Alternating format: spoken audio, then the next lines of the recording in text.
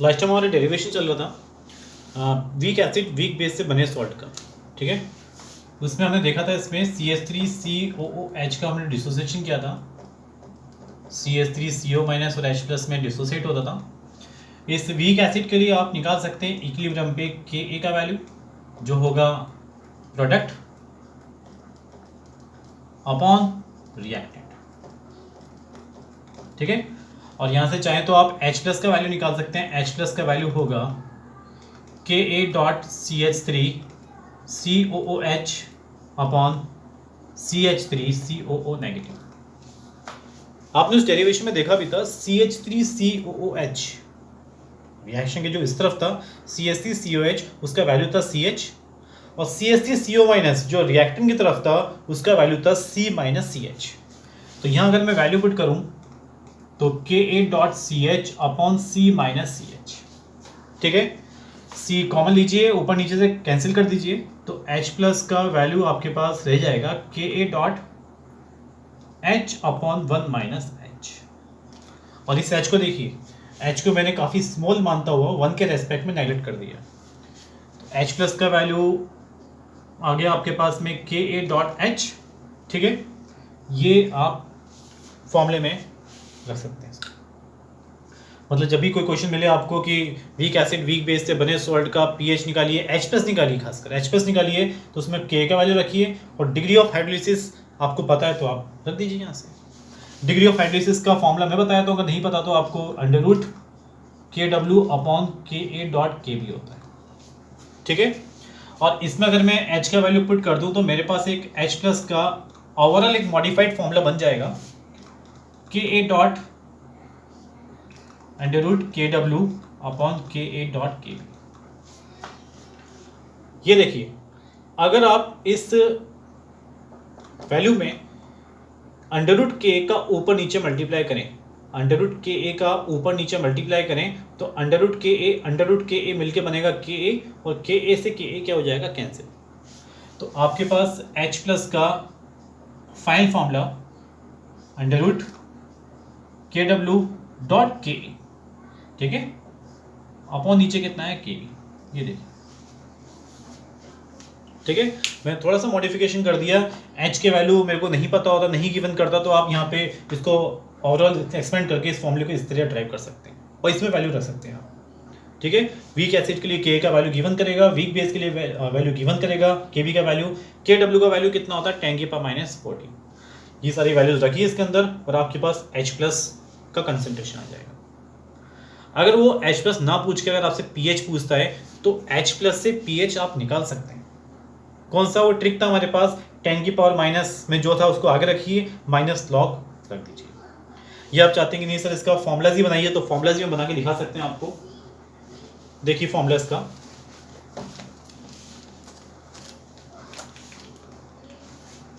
मेरे पास pH का formula था pH = -log H+, ठीक है।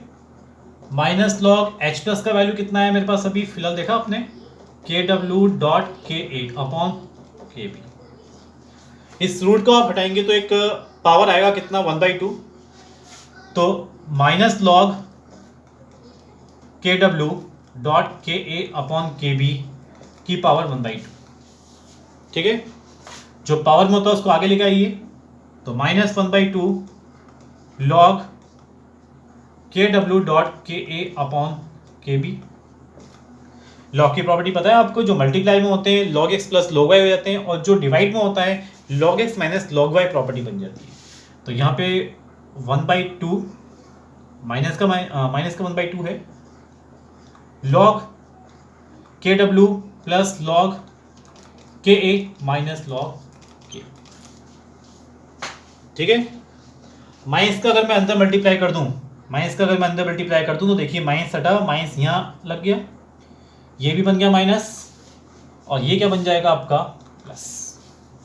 क्या क्या मैंने माइनस का अंदर मल्टीप्लाई कर दिया, तो माइनस log Kw क्या होता है, PKW, माइनस log K क्या होता है, PK, but plus log Kb क्या होगा, वो होगा माइनस PKB, क्योंकि नेगेटिव लॉगरिथम की वैल्यू होती है पावर ऑफ मतलब पी एच या पी ओ एच या फिर पी के या फिर पी के डब्ल्यू या पी के बी, लेकिन यहाँ पे प्लस लॉग के बी है तो क्या बोलोगे उसको आप, माइनस पी के बी। तो मेरे पास में पी एच का ओवरऑल एक फॉर्मूला आ गया है, लिख रहा हूँ यहाँ पे मैं 1/2 पी के डब्ल्यू प्लस पी के ए माइनस पी के बी। पी एच निकालने का फॉर्मूला हाफ पी के डब्ल्यू प्लस पी के ए माइनस पी के बी। ठीक है, तो यहाँ पे हम देख चुके हैं, मैंने आपको 4 तरह के सॉल्ट्स बताए थे। पहला था स्ट्रॉन्ग एसिड स्ट्रॉन्ग बेस से बना सॉल्ट, उसका हाइड्रोलिसिस नहीं होता था। दूसरा था मेरे पास में स्ट्रॉन्ग एसिड वीक बेस का सॉल्ट, उसका हाइड्रोलिसिस हुआ, उसके सारे फॉर्मूले हमने देखे। एक था मेरे पास में वीक एसिड स्ट्रॉन्ग बेस, उसका हाइड्रोलिसिस हुआ, उसके सारे फॉर्मूलेस देखे। और लास्ट में मेरे पास आया कौन सा, वीक एसिड वीक बेस से बना सॉल्ट, उसके हमने सारे फॉर्मूलेस देखे हाइड्रोलिसिस के। ठीक है, तो आप एक काम कर सकते हैं, अपने कॉपी में अपनी नोटबुक में एक टेबल बनाइए आप। ठीक है, 4 कॉलम्स करिए उसके आप, उन कॉलम्स में स्ट्रॉन्ग एसिड स्ट्रॉन्ग बेस से बना salt, strong acid weak base से बना salt, weak acid strong base से बना सॉल्ट और वीक एसिड वीक बेस से बना सॉल्ट। ठीक है, उन सब के फॉर्मूले सिस्टमेटिक तरीके से आप लिखिए। ठीक है, कौन कौन से फॉर्मूले लिखने हैं आप लोगों को बता देता हूँ। पहला फॉर्मूला था हमारे पास हाइड्रोलिसिस कांस्टेंट का KH का फॉर्मूला। दूसरा फॉर्मूला हमारे पास डिग्री ऑफ हाइड्रोलिसिस H का फॉर्मूला निकाला था। फिर हमने इन दोनों के मॉडिफाइड करके फॉर्मूले निकाले थे। उसके बाद हमने H+ के फॉर्मूले निकाले थे। उसके बाद हमने pH के फॉर्मूले निकाले थे। तो सारे फॉर्मूलेज आप लिखेंगे।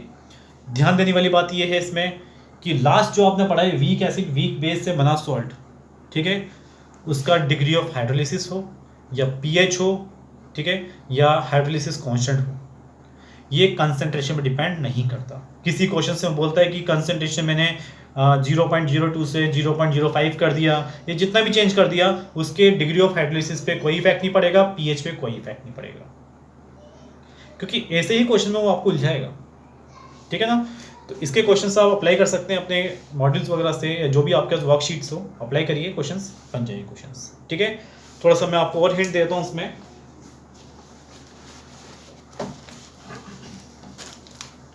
सॉल्व के क्वेश्चंस करते समय आपको थोड़ी सी प्रॉब्लम ये भी आ सकती है इसमें कि कभी कभी आप लोगों को दे देगा C6H5O-, बस वो कंपाउंड के नाम पे बस केवल एक एनाइंस दे देगा आपको।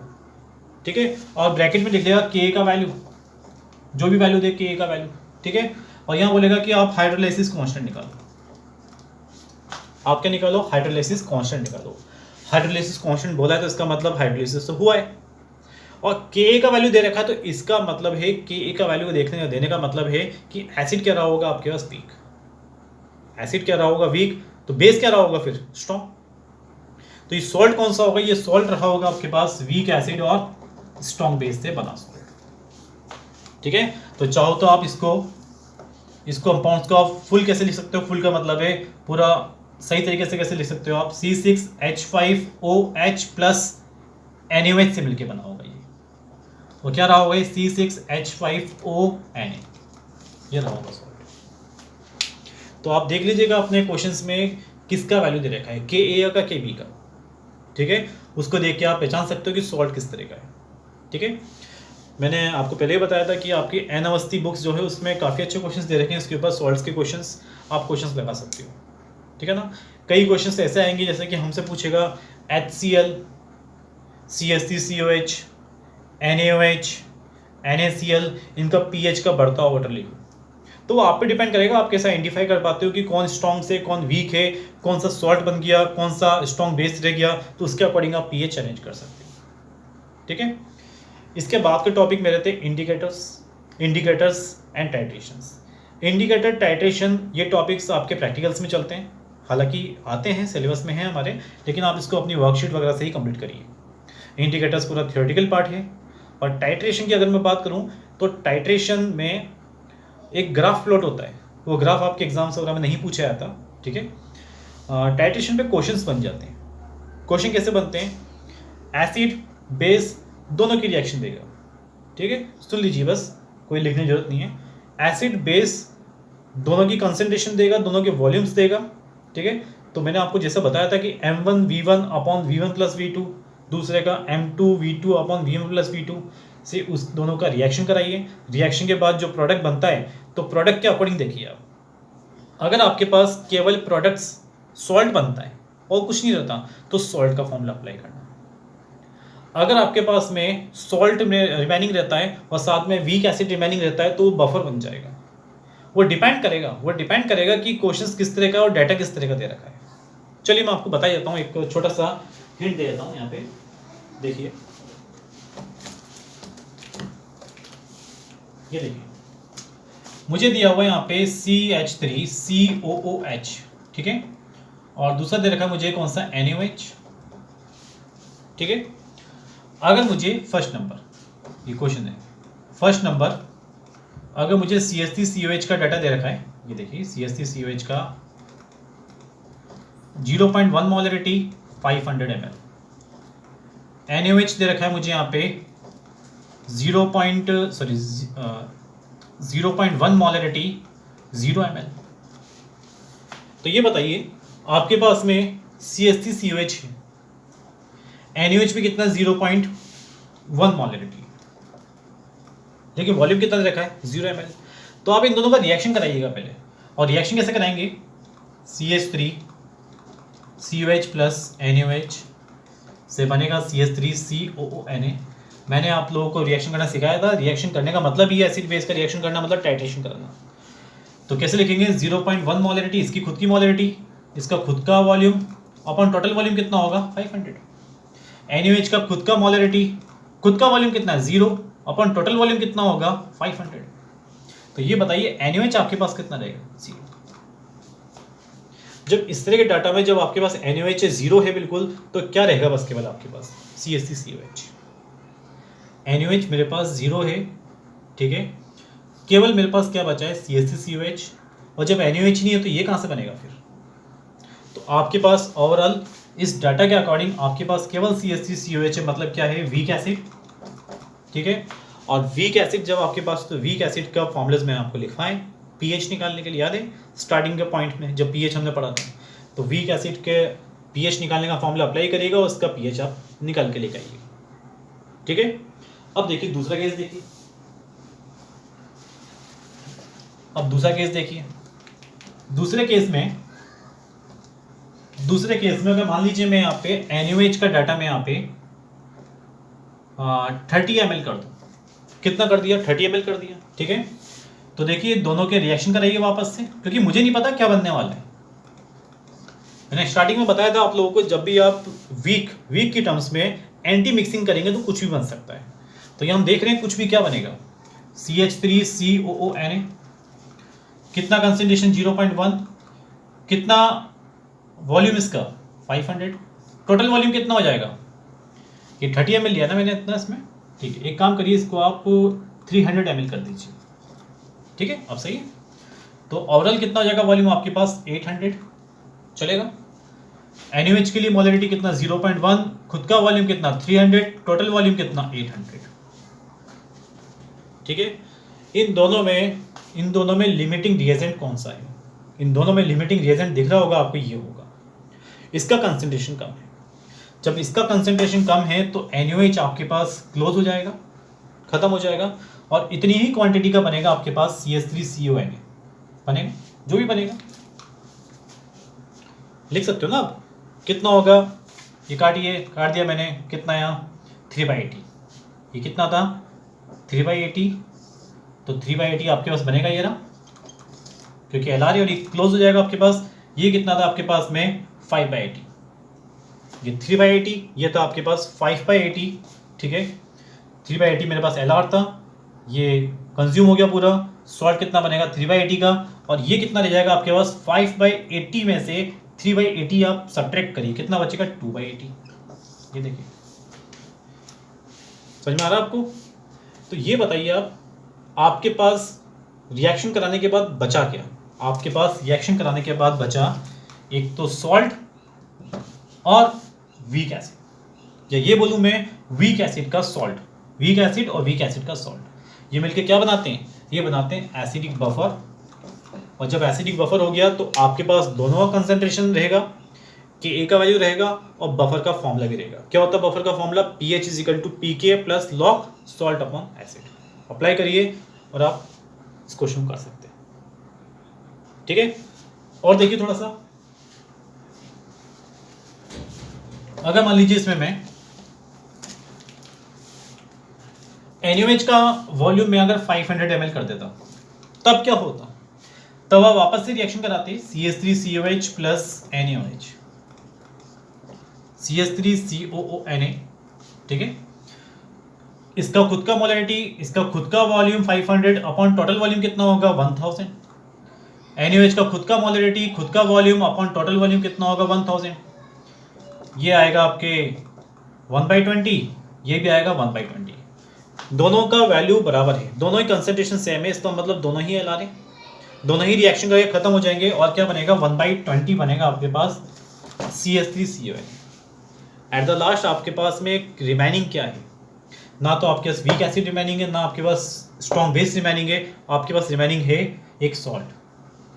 तो ओनली सॉल्ट रिमेनिंग होने का मतलब है आपके पास में वीक एसिड स्ट्रॉन्ग बेस से बना सॉल्ट, वीक एसिड और स्ट्रॉन्ग बेस से बना सॉल्ट आपके पास है। तो इसके लिए, इस टाइप के सॉल्ट के लिए फॉर्मूला हम लिखवा चुके हैं आपको। इसके लिए अगर pH पूछे तो pH निकालने का फॉर्मूला लिखवा चुके हैं, अप्लाई कर सकते हैं। तो टाइट्रेशन का मतलब यही है, टाइट्रेशन में जब कभी आपको एसिड बेस का रिएक्शन दे, कोई एक वीक हो उसमें, दूसरा स्ट्रॉन्ग हो और उनका रिएक्शन दे, तो आप इसमें रिएक्शन कराइएगा पहले, और रिएक्शन कराने के बाद देखेगा क्या आपको केवल वीक एसिड रह जाता है, क्या आपका बफर बनता है, क्या आपका सॉल्ट बनता है। ठीक है, तो सारे क्वेश्चन आप अप्लाई कर सकते हैं, acid base, pH, buffer, solubility product, salts. ठीक है, टाइट्रेशन के ऊपर मैंने कुछ क्वेश्चंस बता दिया आपको किस तरह के बन सकते हैं, इंडिकेटर्स खुद ही कर लीजिएगा ये। ठीक है, उसके बाद अगर कोई आपको प्रॉब्लम आती है इसमें या कोई क्वेश्चंस नहीं बनते हैं आपको, तो आप क्वेश्चन का कलेक्शन करिए, मुझे व्हाट्सएप कर दीजिए, आपको मैं बता दूंगा सारे क्वेश्चंस। ठीक है।